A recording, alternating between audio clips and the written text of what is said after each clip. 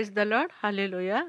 प्रभु को महानाम को धन्यवाद दिए जे प्रभु मते पुनर्बार शांतिर वार्ता चैनल माध्यम रे आपण मानकर गहन रे प्रभु को वाक्य कहबा निमंते सुजोग देइछंती सेतपे ताहांको नाम को धन्यवाद। आज जो वाक्य माने पाठ करिबा आपण माने पाइबे प्रथम कोरिन्थियो 11 पर्व 23 रु 27 पद।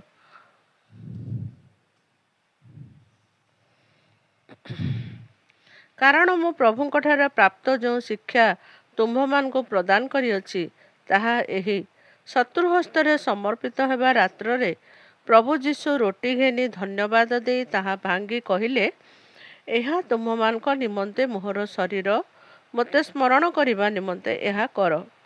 सेहीपरि भोजन उत्तारे से पानपात्र मध्य घेनी कहिले एही पानपात्र मोहर रक्तरे स्थापित नूतन नियम तुम्हें माने जेते थर एथरु पान कर सेते थर मते स्मरण करिबा निमंते एहा कर। कारण जेते थर तुम्हें माने रोटी भोजन कर ओ पानपात्र को पान कर सेते थर तुम्हें माने प्रभुंकर आगमन पर्यंत ताहांकर मृत्यु को तुम्हें प्रचार करुअछ। अतएव जे के अयोग्य भाव प्रभुंकर एही रोटी भोजन करे किंबा एही पानपात्र पान करे से प्रभुंक शरीर और रक्तर दायी हब। प्रभु जे आमान निमंते एक सुंदर भावे एक प्रतिज्ञा आमान जीवन में प्रदान करिअछंती। प्रभु जीशु जे जगत को मनुष्य रूप में आसिले और पितांकर इच्छा मते निर्दोष हेले मध्य से कौन कले आम पाप निमंते मृत्यु भोग कले।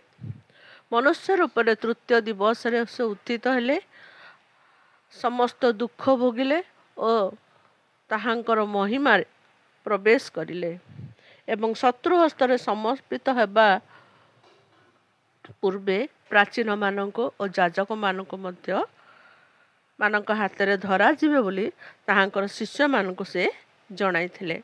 माथ्यू जदि 26 पर्व आउ 26 रु 28 रे ए प्रकार लिखा जाए शत्रु हस्तरे समर्पित हेबा रात्रे शिष्य मानकर सह भोजन रे बसिथिले और सही समय रोटी भांगी कहिले तुम मानक निमंते एहा मोहर शरीर और पानपात्र मध्य नहीं कहिले एही पानपात्र मोहर रक्तरे स्थापित नूतन नियम तुम्हें माने जेते थर पान कर सेते मते स्मरण करिबा निमंते एहा कर। आज आमे ताहांकर निर्दोष रक्त द्वारा किणा जाइअछु। तांकर कौनसी दोष नथिला कौनसी पाप नथिला निकुंत थिले तांक मुखर कौनसी छल नथिला हेले भी से आमानकर पाप निमंते ए जगत रे से कौन हेले दंडित हेले। तांकर स्व इच्छा रे एवं पितांकर इच्छा रे से कौन कले निजको आम्मानक निमंते बलिकृत करिले। से जगत को आम्मानक निमंते आसिले आम्मानक निमंते तांकर जीवन को उत्सर्ग कले एवं आमे जेते जन ताहांको विश्वास करूअछु मन परिवर्तन करिबा द्वारा ताहांको निज जीवन में बलिष्ठ रूपे धरिबा द्वारा विश्वास करिबा द्वारा ताहांको क्रूस्य मृत्यु को आमने प्रचार करिबा। ताहांकर पवित्र आचरण जे प्रकार थिला आमानकर मध्य से प्रकार पवित्र आचरण हेबा आवश्यक। शुद्ध चित्तरे ताहांकर से पवित्र भोजरा माने अंशी हेबा। कारण से जेपरि पवित्र थिला आमानक मध्य से प्रकार पवित्र हेबा निमंते से कहंती। से चाहते ताहांकर लोक माने कि प्रकार पवित्रतार जीवन अतिबाहित करिवे। जो माने ताहांकर आचरण ताहांकर विधि को पालन न करंती से माने निश्चय दंडित हेबे। ताहांको जानी ताहांकर स्वाद को चाखी जो माने आज जगत अंधकार रे से माने हजि जाइचंती से माने निश्चय आज दंडित हेबे। समय थाउ थाउ से आमाने निजको परिवर्तन करिबा। जो स्वाद आमाने अनुभव करिचु ताहांक ठारू से स्वाद को आमाने चाखिबा द्वारा ତାହାଙ୍କର ପରିତ୍ରାଣର ବୋଧ ଆମେ ପାଇଛୁ। ସେଥିପାଇଁ ସମୟ ଥାଉ ଥାଉ ଆମେ ତାହାଙ୍କର ନିକଟବର୍ତ୍ତୀ ହେବା। ଜିରିମିୟା 31 ପର୍ବ 31 ପଦରେ ଲେଖାଯାଏ, ସଦାପ୍ରଭୁ କହନ୍ତି, ଯେଉଁ ସମୟରେ ଆମ୍ଭେ ଇସ୍ରାଏଲ ବଂଶ ଓ ଜିହୁଦା ବଂଶ ସହିତ ଏକ ନୂତନ ନିୟମ ସ୍ଥାପନ କରିବା, ଏପରି ସମୟ ଆସୁଅଛି। ସେ ଇସ୍ରାଏଲ ଓ ଜିହୁଦୀମାନଙ୍କୁ ମଧ୍ୟ ସେହି ନିୟମ ପ୍ରଦାନ କରିବେ ବୋଲି ସଦାପ୍ରଭୁ ପ୍ରତିଶ୍ରୁତି ଦେଇଥିଲେ। କାରଣ ଆଜି ସେହି ପ୍ରଭୁ ଯୀଶୁଙ୍କ ଦ୍ୱାରା ଆମମାନେ ସେହି ନୂତନ ନିୟମରେ ଆଗେଇଛୁ।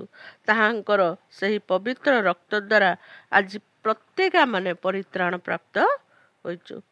ଏ ଜଗତରେ ଆମମାନେ ବଞ୍ଚିଛୁ, ବସବାସ କରୁଅଛୁ କେବଳ ତାହାଙ୍କର ଅନୁଗ୍ରହରେ, ତାହାଙ୍କର ଦୟାରେ, ତାହାଙ୍କର ଆଶୀର୍ବାଦ ଯୋଗୁଁ ଆଜି ଆମେ ଜଗତରେ ବଞ୍ଚିଛୁ। ଏବଂ ତାହାଙ୍କୁ ଚିହ୍ନିବା ନିମନ୍ତେ ପ୍ରଭୁ ଆମମାନଙ୍କୁ ତାହାଙ୍କର ମୂଲ୍ୟ ଦ୍ୱାରା ସେ ଆମମାନଙ୍କୁ କ'ଣ କରିଛନ୍ତି? କିଣି ଅଛନ୍ତି। ତାଙ୍କର ସେ ବହୁମୂଲ୍ୟ ରକ୍ତ ଦ୍ୱାରା ଆମମାନଙ୍କୁ ସେ କିଣି ଅଛନ୍ତି। ସେଥିପାଇଁ ଆଜି ଆମକୁ ପ୍ରଭୁ କହନ୍ତି, ତାହାଙ୍କର ପବିତ୍ରତା ଦ୍ୱାରା ଆମମାନେ ଯେପରି ପରସ୍ପରକୁ ପ୍ରେମ କରିବା। ଆମମାନଙ୍କ ଭିତରେ ଯଦି ପ୍ରେମ ଭାବ ନାହିଁ, ଆମମାନଙ୍କ ଭିତରେ ଯଦି ସେ ବିଶ୍ୱାସ ନାହିଁ, ତାହେଲେ ଆମମାନେ କେବେ ତାହାଙ୍କ ନିମନ୍ତେ ଶକ୍ତିଯୁକ୍ତ ହୋଇପାରିବା ନାହିଁ। ସେ ସବୁ ଅବସ୍ଥାରେ ଆମମାନେ ଯେପରି ତାହାଙ୍କ ନିମନ୍ତେ ଯେପରି ଆଗେଇବୁ। ଜଗତ ତ ସେ ଆମମାନଙ୍କୁ ଦେଇଛନ୍ତି, ସବୁ ବିଷୟରେ ଆମମାନଙ୍କୁ ଅଧିକାର ପ୍ରଦାନ କରିଛନ୍ତି।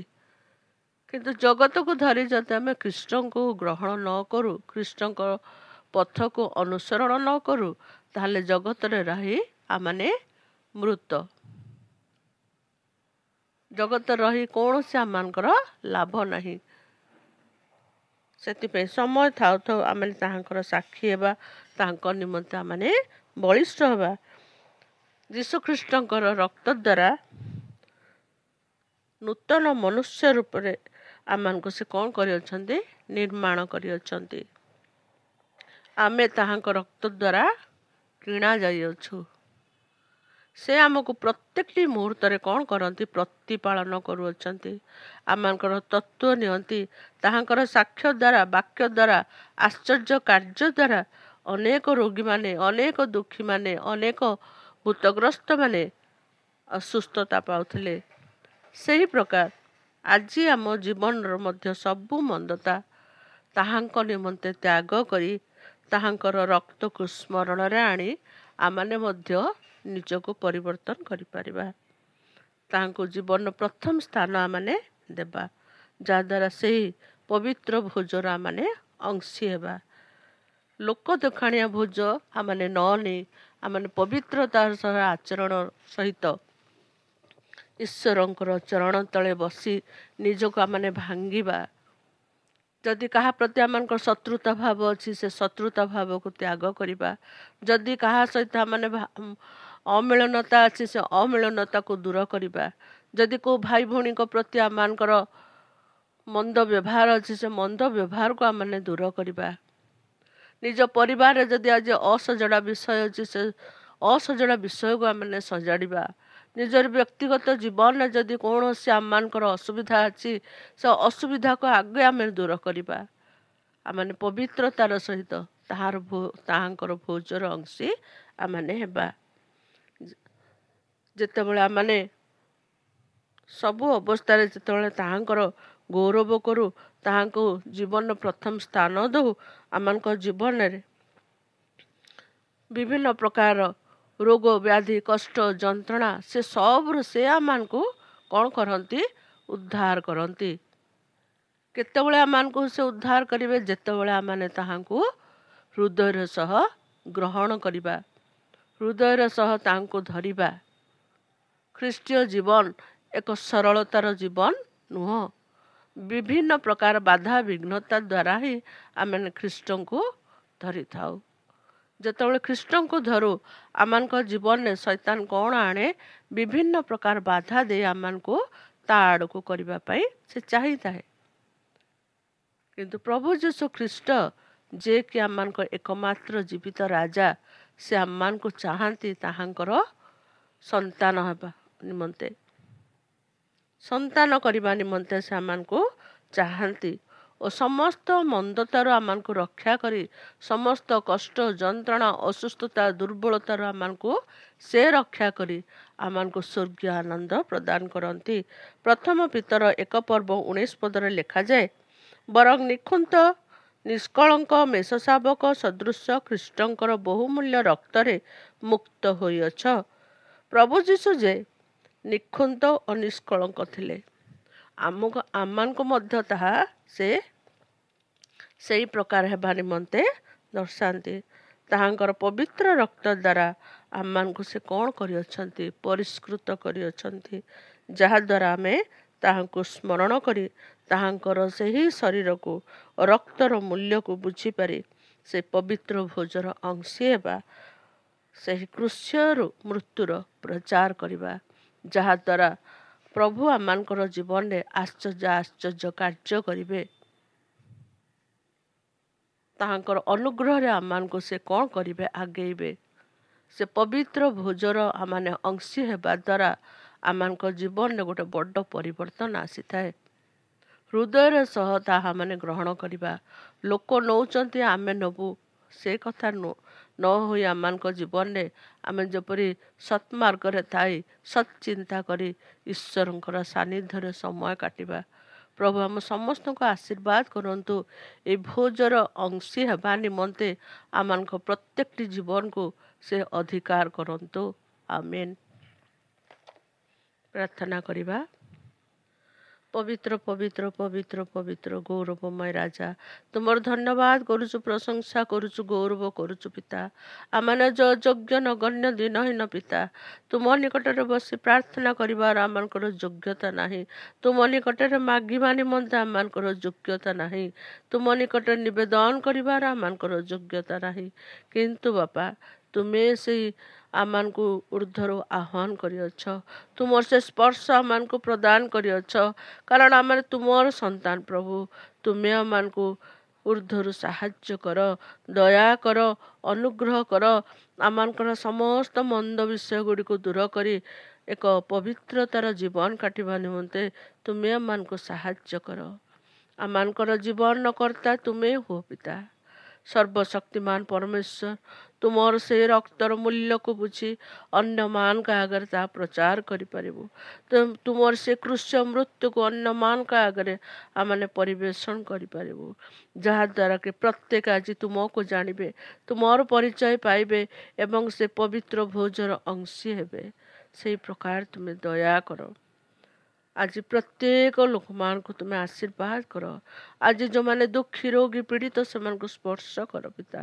ଯେଉଁମାନେ ଆଜି ବିଭିନ୍ନ ପ୍ରକାର ସମସ୍ୟାଗ୍ରସ୍ତ, ଚିନ୍ତାଗ୍ରସ୍ତ, ସେମାନଙ୍କୁ ତୁମେ ଦୟା କର। ଅନୁଗ୍ରହକାରୀ ପରମେଶ୍ୱର, ସୁନ୍ଦର ସମୟ ଦେଇଲ, ସେଥିପାଇଁ ଧନ୍ୟବାଦ ପିତା। ଏହି ବାକ୍ୟ ମାଧ୍ୟମରେ ତୁମେ କଥା କହିଲ, ସେଥିପାଇଁ ଧନ୍ୟବାଦ। ଯେଉଁମାନେ ଶୁଣିବେ, ଶୁଣିଛନ୍ତି ଆଉ ଶୁଣୁଛନ୍ତି ପ୍ରଭୁ, ସେମାନଙ୍କ ହୃଦୟ, କର୍ଣ୍ଣ, ଆତ୍ମାକୁ ତୁମେ ଅଧିକାର କର। ତୁମର ଉପସ୍ଥିତି ଦେଇ ପ୍ରତ୍ୟେକ ହୃଦୟକୁ ତୁମେ ସ୍ପର୍ଶ କର ବୋଲି ନିବେଦନ କରି ପ୍ରିୟ ପ୍ରଭୁ ଯୀଶୁଙ୍କ ନାମରେ ମାଗୁଅଛୁ। ଆମେନ୍। ହେ ଆମ୍ଭମାନଙ୍କର ସ୍ୱର୍ଗସ୍ଥ ପିତା, ତୁମ ନାମ ପବିତ୍ର ବୋଲି ମାନ୍ୟ ହଉ। ତୁମ୍ଭର ରାଜ୍ୟ ଆସୁ, ଯେରୂପେ ସ୍ୱର୍ଗରେ ସେରୂପେ ପୃଥିବୀରେ ତୁମର ଇଚ୍ଛା ସଫଳ ହେଉ। ଆଜି ଆମମାନଙ୍କୁ ପ୍ରয়োଜনীୟ ଆହାର ଦିଅ। ଆମେ ଯେମିତି ନିଜ ନିଜ ଅପରାଧୀମାନଙ୍କୁ କ୍ଷମା କରିଅଛୁ, ତମେ ତ ଅପରାଧ ସବୁ ତୁମେ କ୍ଷମା କର। ପରୀକ୍ଷାରେ ନ ଆଣ, ମନ୍ଦଠାରୁ ରକ୍ଷା କର। ଜଣୁ ରାଜତ୍ୱ, ପରାକ୍ରମ, ଗୌରବ ସଦା ସର୍ବଦା ତୁମ୍ଭର ହେଉ। ଆମେନ୍। ଯୀଶୁଙ୍କ ରକ୍ତର ଜୟ, ଯୀଶୁଙ୍କ ରକ୍ତର ଜୟ, ଯୀଶୁଙ୍କ ରକ୍ତର ଜୟ। ଆମେନ୍। ପ୍ରେଜ୍ ଦ ଲର୍ଡ।